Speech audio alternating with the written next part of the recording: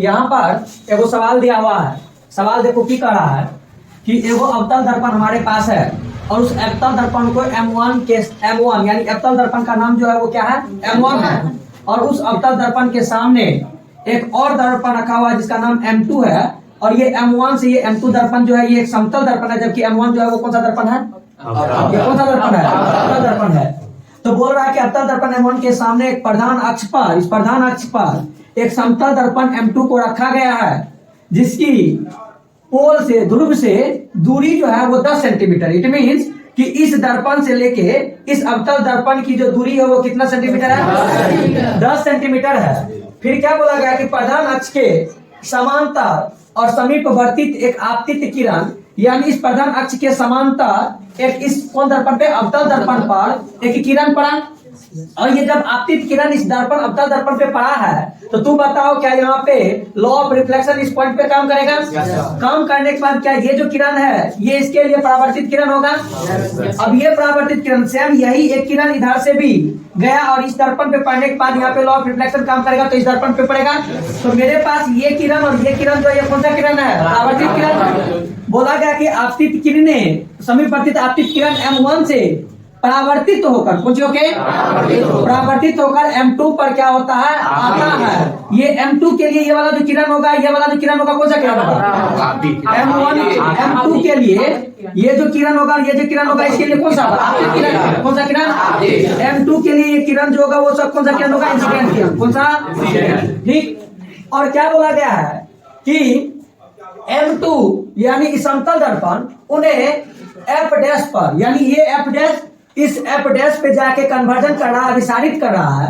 और बोला गया है कि यदि PF' यानी P भी ध्रुव से लेके F' तक अगर 6 सेंटीमीटर हो तो अवतल दर्पण यानी M1 की फोकस दूरी बताइए और समतल दर्पण द्वारा बनाए गए प्रतिबिंब की प्राकृतिक भी बताइए। बहुत बढ़िया क्वेश्चन है और ये क्वेश्चन पेन कॉपी छोड़ के अगर दिमाग से बनाया जाए तो बहुत बढ़िया, और दिमाग तो हम लोग के स्टूडेंट को है ही नहीं।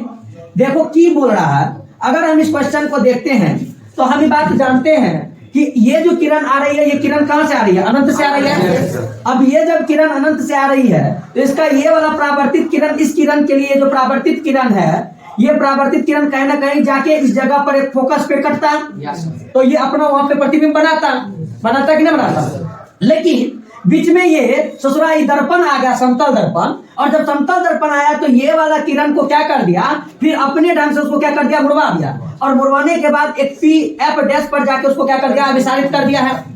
हम एगो बात जानते हैं कि अगर मेरे पास समतल दर्पण है और समतल दर्पण के बारे में जब पढ़ते हैं तो हम ये बात बखूबी जानते हैं कि इस पे आने वाले कहीं से भी, मान लो एगो वस्तु रखा है, यहाँ से जो किरण आएगा तो यहाँ पे एक लॉ ऑफ रिफ्लेक्शन मान के हम जानते हैं कि वो कहीं ना कहीं इधर जाएगा।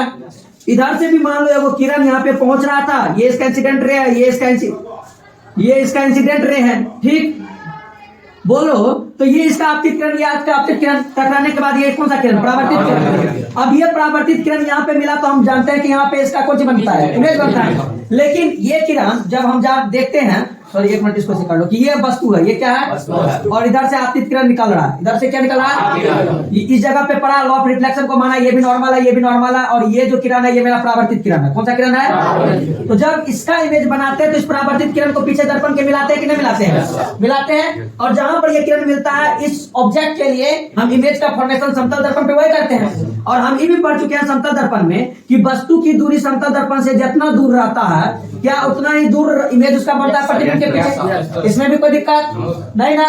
तो ये दूरी क्या बराबर होता है। तो चलो दिमाग लगाओ, क्या हम मान लेते हैं कि समतल दर्पण के लिए ये वाला किरण इसका आपतित किरण था और ये वाला किरण इसका परावर्तित किरण है, ये वाला भी किरण जो है वो आपतित किरण और ये वाला किरण इसका परावर्तित किरण है, कोई दिक्कत इसमें नहीं।